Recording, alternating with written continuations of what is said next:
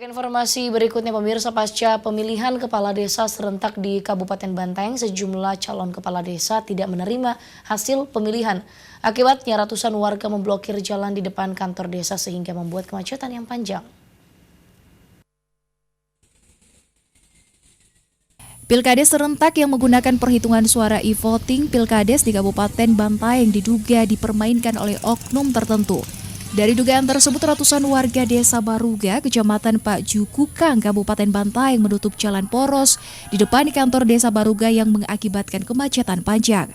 Aksi ratusan warga itu bubar setelah Kepala Biro Operasi Polda Sulawesi Selatan, Kombes Pol Stephen, tiba di lokasi dan melakukan pendekatan kepada massa untuk menormalkan kembali arus lalu lintas.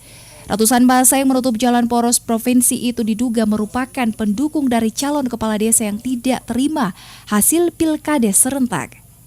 Dari Kabupaten Bantaeng, Muhammad Irsandi, Selebes TV.